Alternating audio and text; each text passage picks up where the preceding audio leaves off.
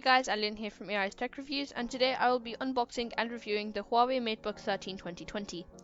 This is a sleek and powerful laptop and might just very well be the Windows alternative to the MacBook Air. So let's find out. You can see some text on the side saying I'm secure. You can also see there are two tabs on the bottom to cut. There is also a handle on top of the box. In the box, the first item you'll see is the laptop. We'll get back to that in just a minute. On the right hand side there is the 65-watt charging brick, which is surprisingly big.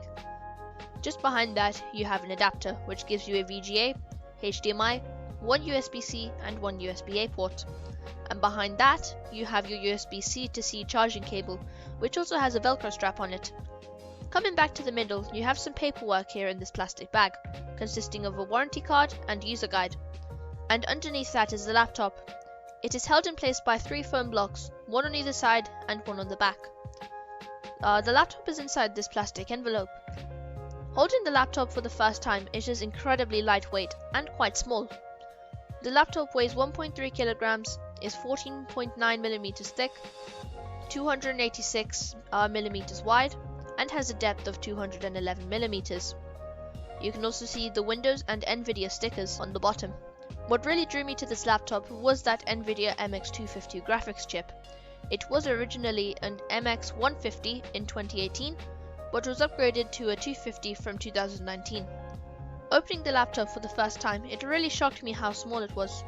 While pressing some of the keys, it showed that Huawei have really improved their keyboard since 2018, which is great to see. A good port selection is becoming hard to find nowadays, and this laptop falls in that category too. You get one USB-C port on the left for charging and data transfer, and one headphone jack. And on the right side is another USB-C port, only supporting data transfer. There isn't any Thunderbolt 3, which would have been nice to see. The Matebook 13 has a 10th generation Intel i5 processor, 8GB of RAM, and an Nvidia MX250 graphics card, costing £900. You get Bluetooth 5 but no Wi-Fi 6. Despite that, it is still quick in loading web pages. There is also an i7 model available of this laptop with 16GB of RAM and the same Nvidia MX250 graphics card, setting you back by £1,200. Both configurations come with a 512GB SSD. The Geekbench scores were really good, as you can see here. I got a 949 on single core and a 3944 on multi-core with the i5 version. I was able to edit this video with no issues. You've also got OneHop, which is a system using Huawei's Share 3.0 technology. Using the NFC on your phone and on the laptop, you can share up to 500 photos or videos at a time. If you peel off the Huawei Share sticker though, OneHop will stop working, so please don't take it off. The display is 13 inches with a resolution of 2160 by 1440 and has a pixel density of 200 pixels per inch. It is an IPS panel with a screen-to-body ratio of 88% and a maximum brightness of 300 nits. It has a viewing angle of 178 degrees and an aspect ratio of 3:2. If you want the touchscreen, however, you will have to buy the i7 model because the i5 does not have a touchscreen. It is a 10-point multi-touch in the i7, however. The battery has a capacity of 41.7 watt-hours and gives you 11.6 hours of local playback in 1080p, but with normal usage, so schoolwork and some light editing, without charging it lasted me 7 hours, and I still had 40% battery left at the end of the day.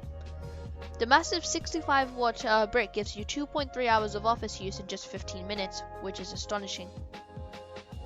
The camera on this laptop is a 1-megapixel webcam with 720p video quality, which is thankfully placed on top of the display, so people will actually be looking at your face rather than up your nose. The microphone and speakers are both on the bottom of the laptop. Speaking of speakers, they sound really good. Have a listen.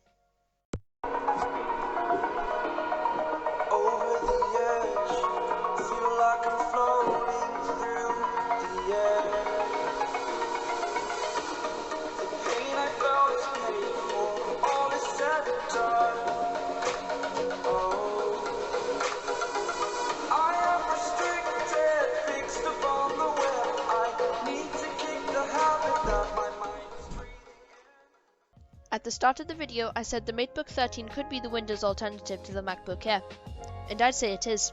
The speakers are excellent, the display is superb, the keyboard and trackpad feel incredible, and it also has really good performance and battery life.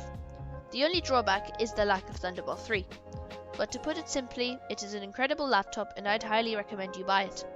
So if you guys enjoyed this video, then please leave a like and subscribe, and I'll see you in the next one.